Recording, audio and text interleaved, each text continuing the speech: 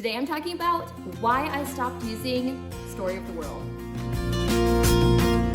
Hi, I'm Jenny with Kids Learning for Life, and first off, let me tell you a little bit about this very popular history curriculum, just in case you're just getting started researching it and seeing if it's a good fit for you. Story of the World was created by Susan Wise Bauer, who is really well known in the homeschool community. She also wrote a very popular book called The Well-Trained Mind, which is all about how to implement the classical homeschool method in your home. When I was first getting started out homeschooling, I was very interested in the classical method.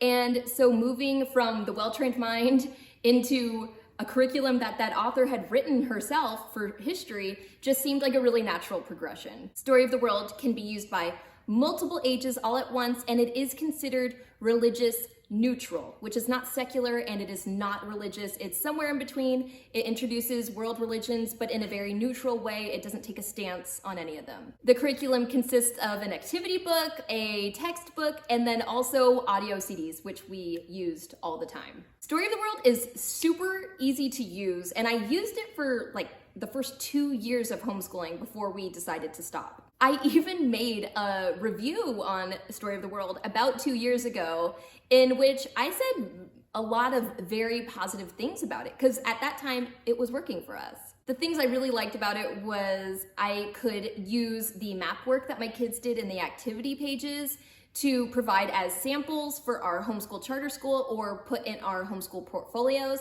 And I also really liked that my kids of different ages could all use it at the same time. And also, we're a big audiobook family, so the fact that there were CDs that you could easily buy to accompany the curriculum was perfect. But then at the beginning of last school year, I started to lose some of my love for Story of the World. When we started to move into volume 2, it kind of felt like it started moving a little too fast from different places on the globe, and also it just felt like the storytelling was no longer cohesive. I only have experience with volumes 1 and 2, but from the chapters we did, there were some chapters where it was like the story is being told from a certain person's point of view. You're supposed to put yourself in that person's place and learn about that location and time period based on imagining yourself in the perspective of a certain person in that time period. And then other chapters were straight up just Greek myths, kind of told as if they were real, which I could see being a little bit confusing to young children. It just started to feel kind of jarring moving from chapter to chapter and kind of shifting perspective so often. So also what happened last year was I became super interested in the Charlotte Mason method of homeschooling. And so as I kind of moved into this more Charlotte Mason approach to my homeschool, we started to use more and more components from a free Charlotte Mason curriculum called Ambleside Online. You can find it at amblesideonline.org, and I will make sure to put a link to it below. From the beginning, I had been supplementing Story of the World with history readings from Ambleside Online. In particular, we have been reading the book Our Island Story, which is a history of England, since my oldest was probably in first grade. So it wasn't foreign to me to use Ambleside Online for history lessons, but I just found that in my new mindset, it was easier to make that switch. It ended up just kind of becoming a matter of choosing between the two, whether I should do Ambleside Online or Story of the World. And I went with my gut and went with Ambleside Online. And to be honest, at the time, I didn't even really have a good explanation as to why I chose Ambleside Online over Story of the World. But I want you to know, something recently clicked for me. We did the first book in Charlotte Mason's home education series, which is called Home Education. We did that in our summer book club this past summer with Stacey and our special guest, Christine, who's a longtime friend of ours and Charlotte Mason enthusiast. And as we were reading Charlotte Mason's own words on how all subjects should be taught, but in particular history, something really dawned on me. It really became apparent that teaching history from living books is really the way to go, at least for me and my family. So living books are books that have some sort of educational value, but also are just like living, breathing, really dynamic. And so when I would think of the juxtaposition between something like Our Island Story, which my girls would actively look forward to and actively ask for every night to listen to, and it was really interesting and compelling, compared to our experience with Story of the World, there was just no comparison there. In home education, I also thought it was interesting that Charlotte Mason said that history should be taught via biographies.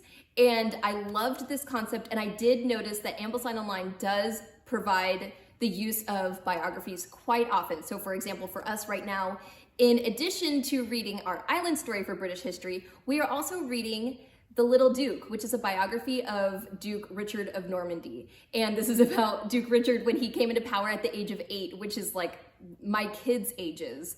So it's a really interesting way to learn about that time in history and have your kids kind of relate to an actual person that was experiencing history at that time. All of these living books are just so laser focused in their perspective and also just so well written. Sadly, I can't really say the same about Story of the World. It just started to feel really unfocused, and it seemed to hurry from lesson to lesson, place to place on the globe, that it was just very confusing and really not cohesive and not really understandable, especially not to young kids. And because of this, the lessons just weren't sinking in as well as I had hoped. I do want to add that I do have some warm feelings towards it for a few reasons. I do feel like Story of the World would work great for someone with a large family teaching a lot of kids all at once, because it's really easy to get everyone involved in some way based on the way that the lessons are and the way that it's written. I feel like it would be easy to incorporate younger kids, even up into high school. I also feel like it's a great option for people looking for something that's kind of between religious and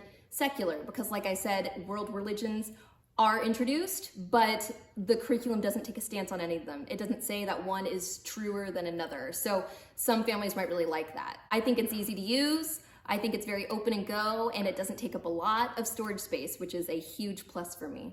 Ironically, I should add here that one of the future Story of the World volumes is actually on the Ambleside Online reading schedule for one of our upcoming school years. So we will potentially be reading a Story of the World book for Ambleside Online. So it's kind of ironic because I'm talking about leaving Story of the World for Ambleside Online, but they are pretty connected. I am just hoping that that volume, which is volume 4, it's the last volume in the series, is more, I don't know, understandable and better written than volumes 1 and 2. At the end of the day, I just felt more at home reading old books as part of the Ambleside Online schedule and diving into these living history books. And my kids have been enjoying it too. And I'm not here saying that school should be completely enjoyable for all parties involved. I don't think that's really the purpose of school in our lives. I don't think that's the purpose of education in our lives. But I do have to say there is something to be said for everyone in the family completely dreading lessons of a certain subject and kind of taking that into account and reassessing, is this curriculum actually working for you? And I think that's when the most growth in a homeschool type setting really does happen. When you take a step back and think, is this working for us or is it not? I need to assess this further. I mentioned before that I did a review on Story of the World, so I will link to that over here if you want more details about this curriculum. Like I said before, I don't have hard feelings against this curriculum, just, it's not working for us at this time, so I encourage you to check out my review over here. See you next time, and happy homeschooling.